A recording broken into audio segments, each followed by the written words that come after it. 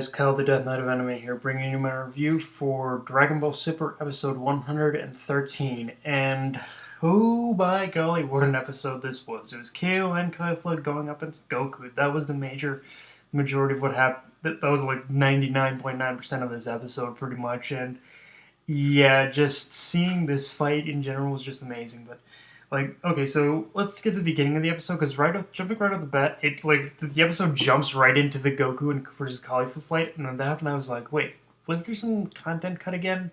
But when the intro began, I was like, oh, so no, it was just a preview to showcase the epicness that was to come, pretty much. So yeah, it was like one of those whoa, what the fuck happened?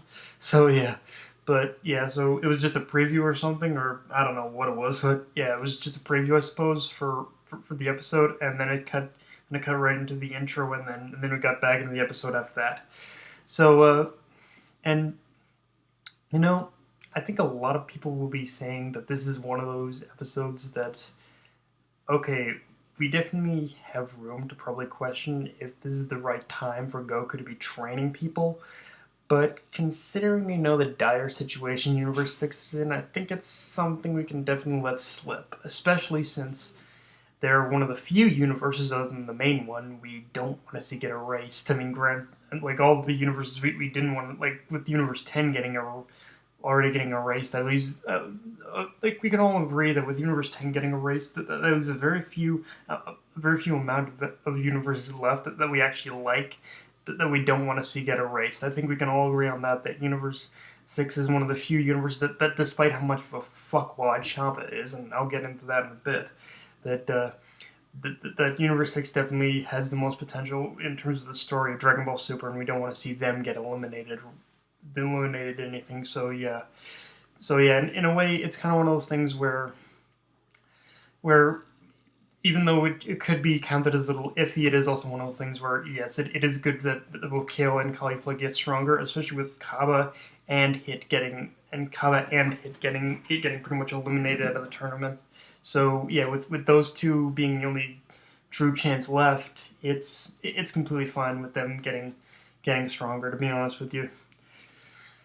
And you know what? In a weird way, I think this fight is also kind of benefiting Goku in a weird way, because as much as Kale and Caulifla are benefiting from this fight, I think we can say that he's also benefiting as well, because we definitely know that the more the Goku fight, probably the more that Goku was fighting in this episode, then the quicker he might be able to regain his the power that he lost from fighting Jian. I mean, in this episode, the motherfucker managed for only just a very few split seconds in order to go Super Saiyan 3, which just proves that this fight is actually helping him in order to regain a lot of that lost power. Now, having said that, it makes me curious how Toei plans to have Goku achieve the Ultra Instinct form again. I mean, the most obvious thought after having seen this episode would be him fighting Berserk Kale would push him to the limit again, but is it really enough, especially considering Jiren's power is equal to that of a god of destruction? I mean, okay, on one hand, you could say that, yeah, Berserk Kale is already pretty fucking, Kale in her Berserk form is already a pretty fucking strong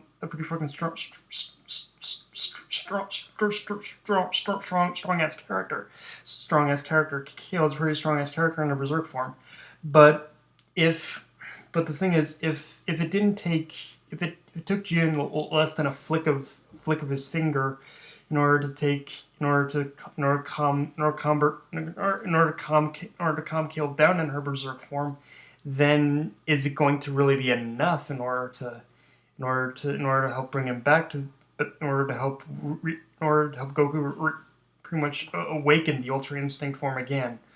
I don't know. It might be one of the questionable things, but I think maybe if done correctly, it could be good. I don't know. It is a very weird situation for me, to be honest with you. And while we're on the topic of Kale's Berserk form, let's talk about the fact that she went Berserk in the end of this episode. And again, Kale did go Berserk in this episode, and to be honest, as much fun as it would be to see Kale go batshit Broly on us again, I think it would be very fitting. I think if not in the next episode, then definitely by the end of this fight, that Kale definitely learns to control that form. Because if this fight truly is about Kale and Caulifla getting stronger, then I have a hard time. I have a hard time seeing.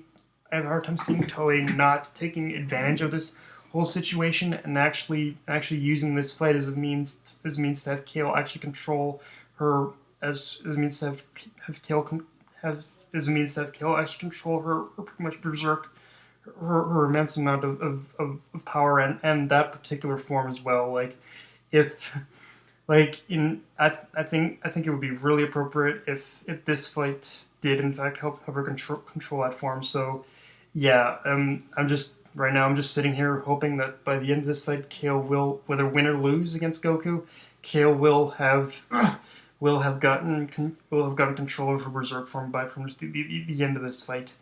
So yeah, and seriously, Champa, why do you have to be such a fuckwad? I already said it in the beginning when I was talking, but seriously, Champa, stop being such a fuckwad already. I mean, the way he was acting in this episode, it really made me say, like, Goku, hey, asshole, Goku is trying to help your universe survive by training your Saiyans to become stronger. They're the only ones left on your team who can actually do shit now. Okay, like I know we have that. I know we have that. I know we have that. That Piccolo and Gohan versus I think the Universe 6 Namekians, which still is waiting in the wings. I want to see more of that shit still, but seriously, those two Saiyans, Caulifla and Kale, the sister Saiyans, are the only ones who can actually do anything to help you at this point. So don't go around and of trying to smack a gift horse, of smacking a gift horse in the mouth, dumbass, when he's opting to help you. So yeah, like Champa, I can't say any more than that, but yeah, Champa, stop acting like such a fuckwad already. It's really, I know it's part of who he is, but seriously, I think part of me almost thinks that Champa's whole sourness towards Beerus is just pent up rage of is just pent up crustiness from still having lost to Beerus in the Universe 6 tournament. If you think about it, Champa as a character, he really is that fucking petty. So I wouldn't be surprised if him just saying that he wants Goku eliminated is just him being all crusty about the fact that I lost the Universe 6 tournament. If that is the case, then motherfucker, get over it. You lost. But yeah, seriously, Champa is the most amazing character who can still hold a grudge. It's the most amazing character at holding a grudge, honestly. But yeah. Okay, other than that, we also get, so during this whole fight, actually, we actually do get an interesting exposition from Beerus. He said, it isn't really anything grand or anything, but Whis did say something that I kind of already knew about, but it did still give an interesting insight into the fight between, this is before Kale got involved, but the fight between just Goku and Caulifla, which is the different fighting styles between the two, which the way he described it apparently is akin to pretty much a street brawler fighting a martial arts master, which is a more than obvious analysis, of course, but it does make sense when you look at their different upbringings, and it does. Which is, of course, like a very obvious analysis when you think about it, but when you look at their upbringings, it really does make even more sense because, Caulifla grew up as a rough and tough gang boss who pretty much only, who's basically, whose fighting style mainly revolves around fighting dirty and fighting swift and rough and whatnot. Is fighting swift and ruthless and rough and whatnot. Well, Goku grew up on a peaceful island under Master Roshi, and of course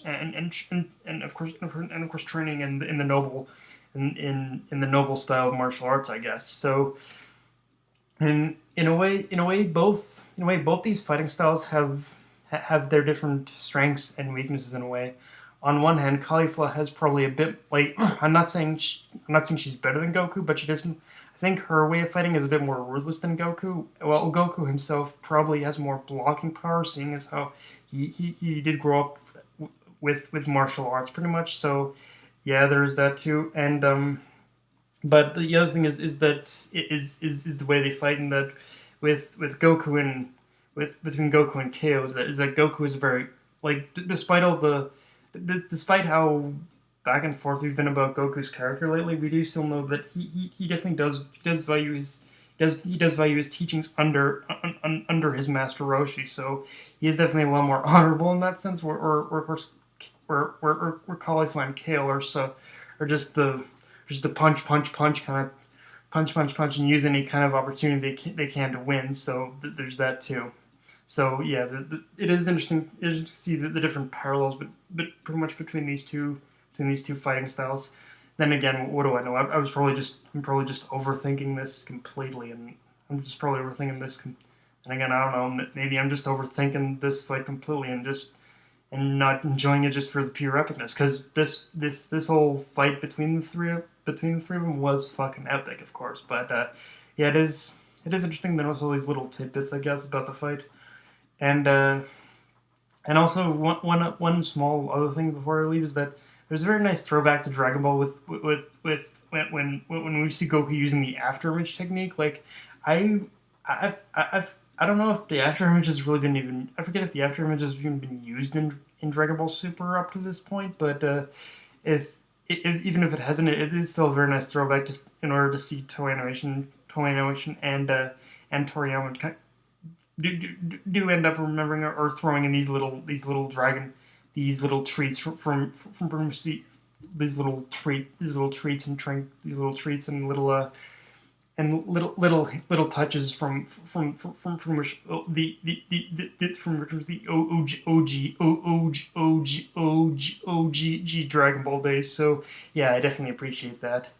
But yeah, guys, that's my review. If you enjoyed the video, like, comment, subscribe, and follow me on Twitter or Facebook. Death Knight of Anime, signing off. Later, guys.